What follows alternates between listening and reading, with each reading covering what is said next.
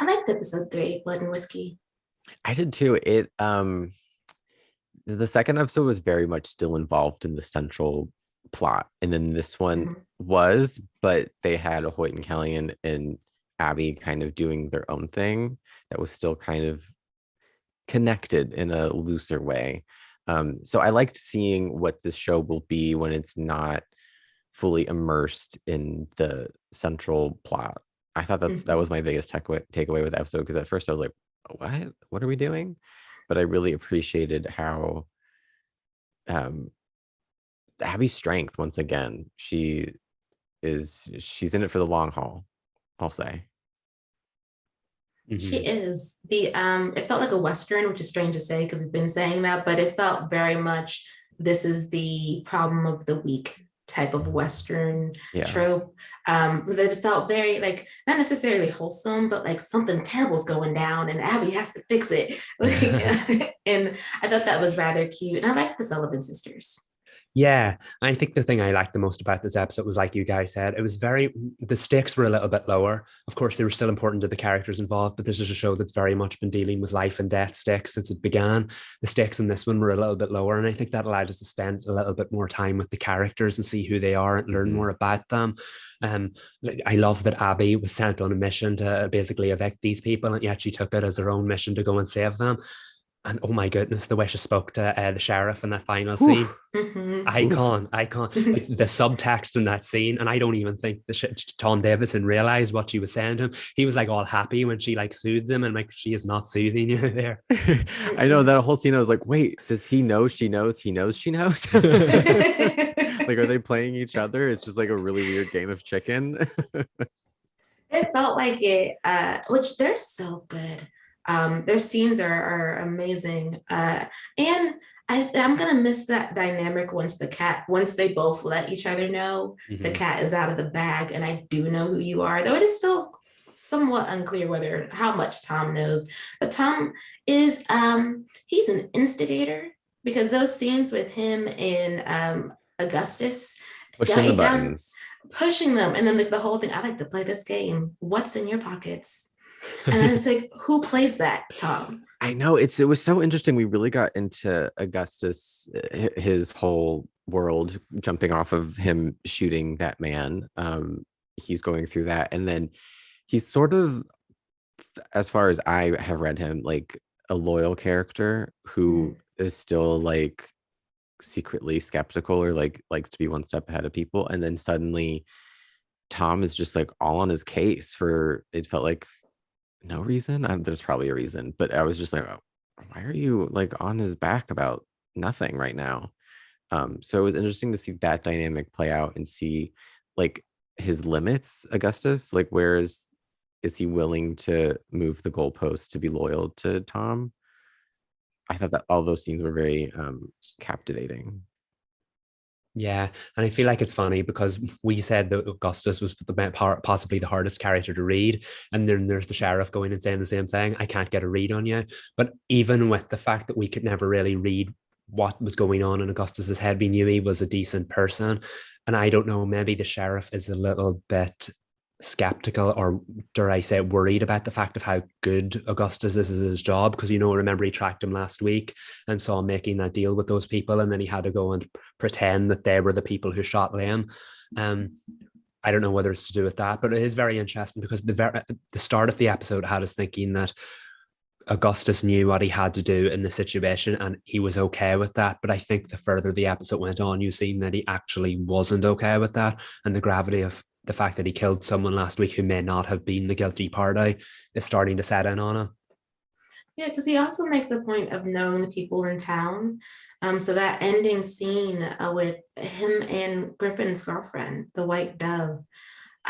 Well, first, when Augustus carried himself to the doorway, I was like, I just don't know if you should be the one to give it to her, but okay. Mm-hmm. So, like, when she, of course, had a negative reaction to him, his surprise in that moment was interesting because it shifted his idea of how he saw himself and that action. And because in his mind, he did what he was supposed to do. He had a runaway prisoner, and he was not on a horse and could not catch him down, so he shot him. But in her mind, um, you should have known that Griffin would never kill somebody. That doesn't make any sense. And it's not fair that he's gone. And she just kind of just leaves him there feeling very torn to pieces, which in some ways, I do wonder how that's going to impact him in the next episode. Because anytime another character makes you shift your own perspective on how you see yourself, that usually ends up in a downward spiral, which would be interesting for Augustus, considering he's a lot like Nick from Nancy Drew, where he likes to curate what you know of him, but he's like even more extreme about it because he's a blank slate.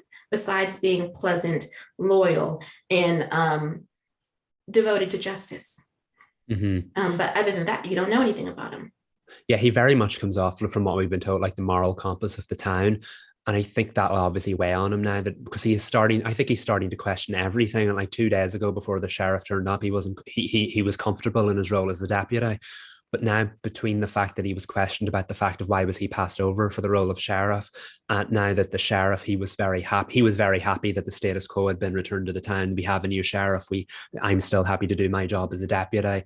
He was very happy about that. But ever since this new sheriff's turned up, there's been a lot of drama and he's not sure whether he's directly responsible for it. I like the fact that Abby and Hoyt and Callie and haven't just like roped the sheriff or the deputy in. They're not like Augustus, follow our plan. He's starting to figure things out for himself on a completely different end. And I like the way I feel like all those stories are like heading towards each other and they'll clash at some point. Very much the way we've seen now with the dynamic between Abby and Kate. Those stories are starting to head towards each other. And oh my goodness, that ending. That ending was great. I didn't expect her to find the firearm. No. Because I thought she was actually putting the flowers in her own vase, not that she was doing something nice for Kate. Yeah. I didn't see that coming at all. But then Kate just totally passed it over. Well, that's funny because I was going to ask you the same thing. It's interesting because we still don't know what kind of role the real Kate will play in the show. She knows that the character she is playing knows everything. She's like the busybody who's so helpful and like can tell you everything about everyone. But at the same time, obviously, she has her own agenda here. And how does Abby play into that? And can she be a friend or will she end up disrupting that agenda? I think that because that's arguably one of the most pivotal dynamics of the show so far, this is going to be an even more pivotal moment for it because how will it impact it going forward? As much as I've loved the previous episodes, that was arguably my favorite scene because like this is going to upend everything. Kate was being, dare I say, super obvious in certain scenes where Abby was kind of like, how did you know that? Why are you asking? She was like, Kate was super helpful in the whole Sullivan sisters debacle. But then she was less tactful in this episode than she was in the past. She was kind of like, Kate, reel it in a little bit.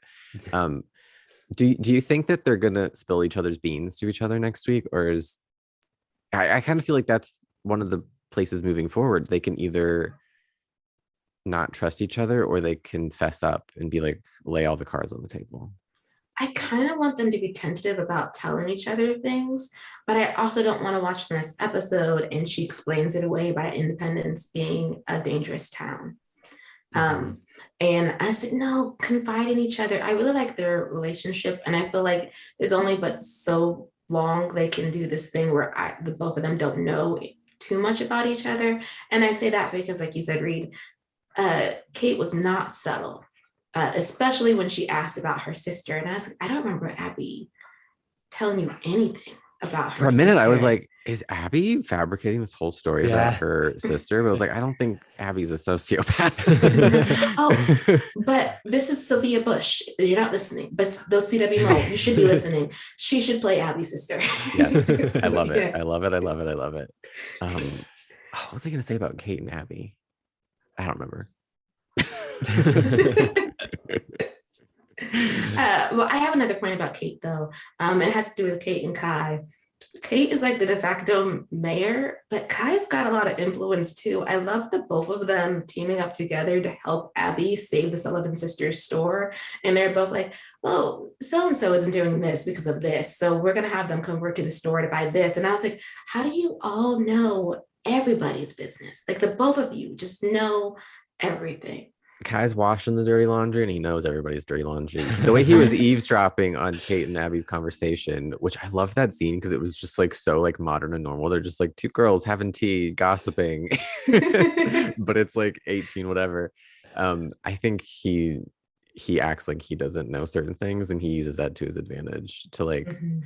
I'm just folding laundry. I can't hear you. I don't know.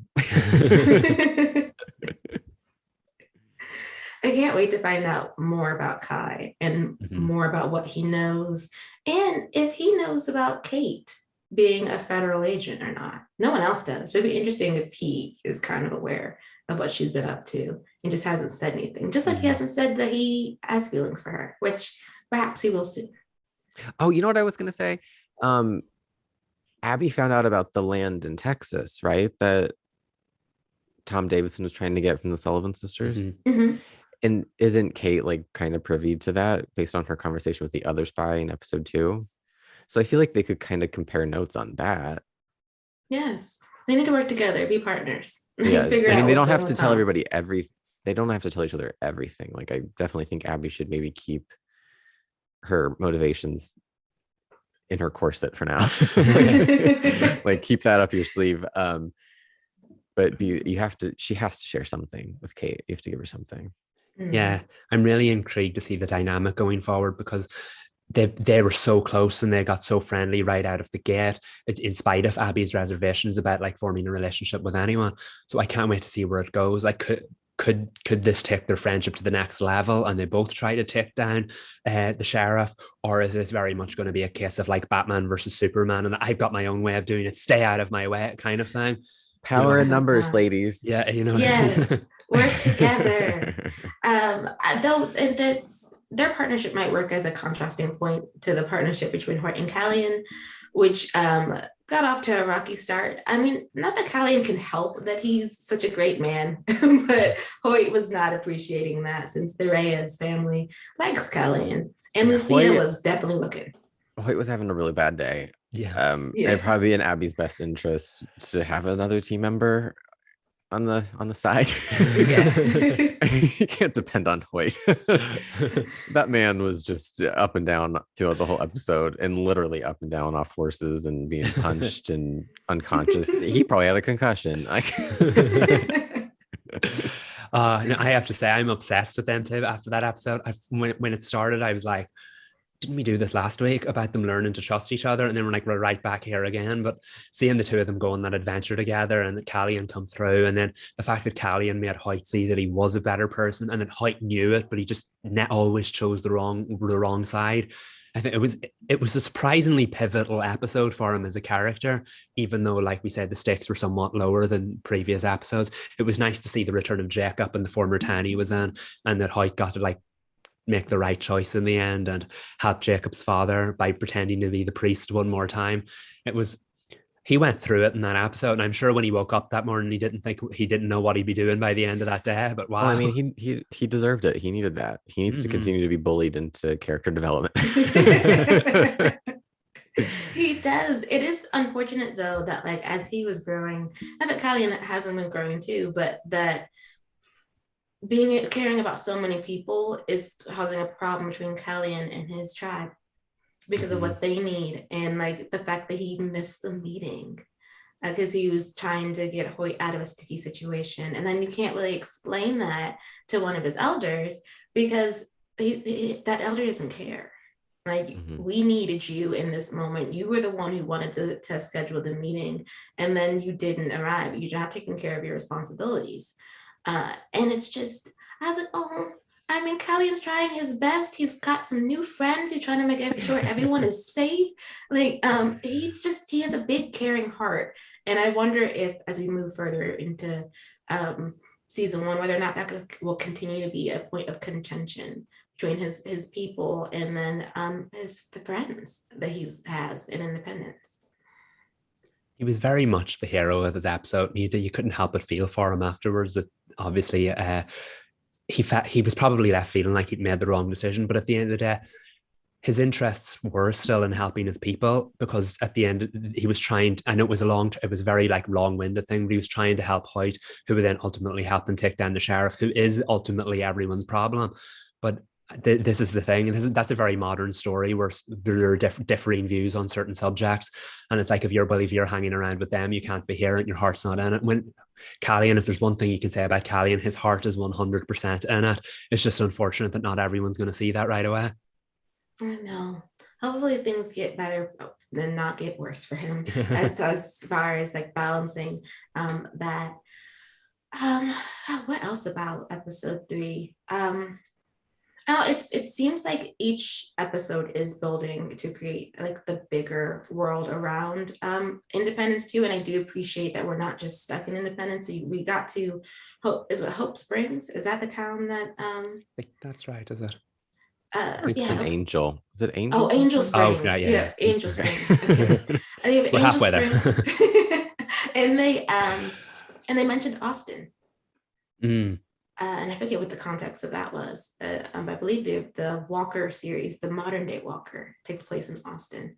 But it's just interesting that instead of just being stuck in Independence, they are giving us the areas around the town too, and how that affects everything. Because a lot of times you kind of just get stuck in the one town, and that's all you see. So it's been nice. I feel like we're gonna see some Boston flashbacks in the future. Mm-hmm.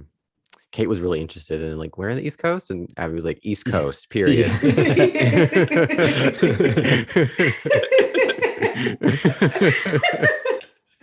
That is such a great moment. She's not elaborating further, Kate. She's like, I answered your question, so shut up. Move on, drink your tea. I also do want to say I love the show so much, and I have to give it up to like the cast and the crew because they are filming outside like that. The whole time I'm watching these episodes, I'm like, this cannot be an easy shoot. So when they're filming scenes in a wind tunnel and Abby's hair is going everywhere, I'm like, Kat, you were delivering a performance despite the elements. I was just like, I can't get enough of how game all these actors are, and it's just so good. Kudos to that. Really, it's so far it's a very solid series, and so larger than life, and like we're not used to seeing that kind of production on this network. It sounds weird to say outdoors, but it's not just any outdoors. It's like outdoors in those elements in a period piece of all things. Yeah, it's awesome to say. We need to send them some SPF. Yes, they need it. They need it.